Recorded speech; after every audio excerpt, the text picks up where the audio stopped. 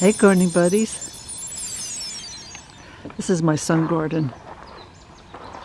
It's the only place on our 3 acres that gets at least 4 hours of sun a day, and I cram everything I can into it. My style of gardening is basically that, cramming things into one spot. The reason I do that is it keeps you from having to weed as often.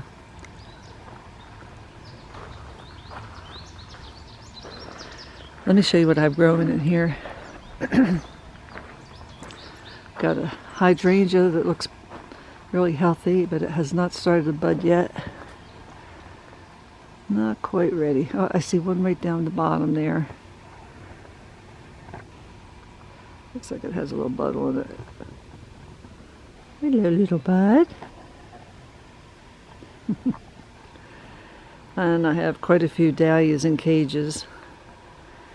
And that one is not budding, but I do have a couple others that are. And I've used a lot of sun impatiens. This type in particular, it's kind of a reddish orange color. And I had them last year and the year before. They get to be between 3 and 4 feet tall and the same amount wide. So I'm probably going to have to move a lot of them because they don't have enough space. I don't mind moving things. Just keep them watered real well and they do okay. Let's see, I use a lot of this type of grass. It stays this way even throughout the winter, and it's good for sun or shade, and it's called Everillo. And it really pops it in a shade garden. But it does well in this garden too.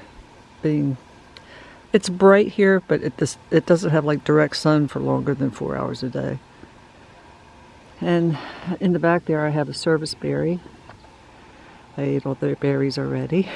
The phlox was really beautiful, but we've had a lot of rain. In fact, it's just right now that the rain stopped. I thought I'd come out and do this video. I have a few of these nice hedges here.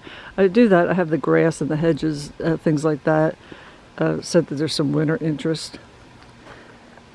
The lamian does not look real great right now. It was spectacular in the early spring, and I have it in almost all my gardens. It was just covered with purple flowers, but right now it's going through a time of forming seed heads, and it's kind of ugly. But it'll get back to its beautiful self in no time. I have people tell me that they don't like the color red in a garden, but I think what they're talking about is a shade of red that just doesn't go with many things, like this rose bush. I left these on here so you could see what I'm talking about. This color here, which it's like a cooler color, doesn't have a lot of things that it goes well with, but this reddish orange, and I don't know whether it's showing up its true color in the video or not. That goes with just about everything except for this color, the color of these roses. But here it is up against the purple in the hardy geranium Roxanne. Looks really nice. I have a lot of the Roxanne. It's just now starting to bloom. Last year it got really big and just beautiful. And that hydrangea has not budded yet, I don't think. Nope, don't see anything. And in the back I have clematis. Quite a few of them actually. Some of them have already bloomed, some haven't yet. And let's see, that dahlia there is getting a... Where am I? Right there. Yeah, that's going to be a purple one. I chose orange and purple for my dahlias in this area. Every other one is either purple or orange. Everything kind of got a little beat up, I think, from all the rain we had. This is the yarrow, and that's kind of beat up too. But it's been blooming since the first part of spring. One thing I wanted to tell you about with these sun patiens, they are so easy to grow. I mean, what I do is I get a bunch of them. I order them real early as they can get them to me, and I make cuttings. And those cuttings grow really quickly. I'll show you one that I made in the first part of spring. Here's one right here. See the size difference? But it grows really fast, especially if you put it in really good dirt. My daylilies are getting ready to bloom. And my poor rose here, it's a white and yellow, it looks like popcorn. But something actually laid down on top of it and killed it. Well, it didn't kill it, but it kind of squished it. But it seems like it's trying to make a comeback. And all these little seedlings that you see, let's see, do I have that on camera? Yeah. They are dwarf cosmos, so they should look nice. Here's some more Roxanne. Can't wait for them to really spread and look nice. This is a type of sedum. I don't know the name of it, but I like it because it's variegated. Pretty, huh? And up here I have another, it's a lily. Pretty white lily.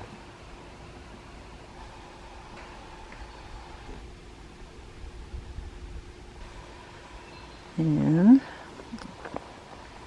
I have a Shasta daisy dwarf. Several of them. Hasn't started to bloom yet. And I have a few orange colored zinnias. Ooh, that doesn't look so hot. Just noticed that one. I think it's probably just gotten too much rain. Look at these pretty lilies. Aren't they beautiful? And they have a beautiful orange stamen. Let's see if I can get a close up of that. Move a little bit over.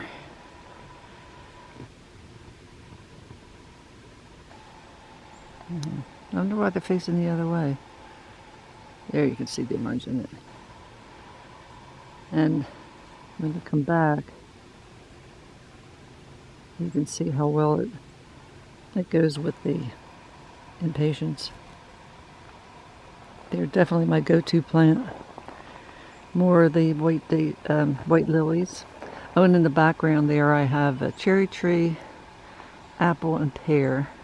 And I have some more cherry trees that are going down that slope right behind them.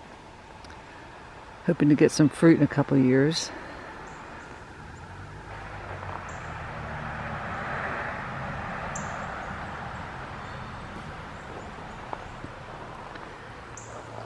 And of course, creeping Jenny all over the place. And I have a couple climbing hydrangeas right here.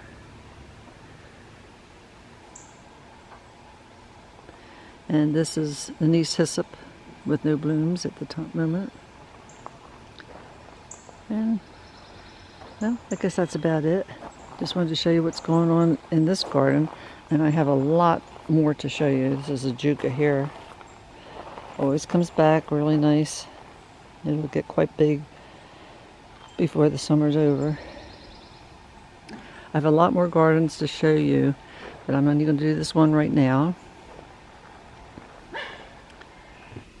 Back up a little bit. There you go. I have, let's see, I think I have 8 different gardens on my property to show you yet. And I have 5 gardens that I did for the subdivision at the main entrance gate. And some gardens that I've been doing for private people. So hopefully be able to get enough videos out to show you what I've been up to.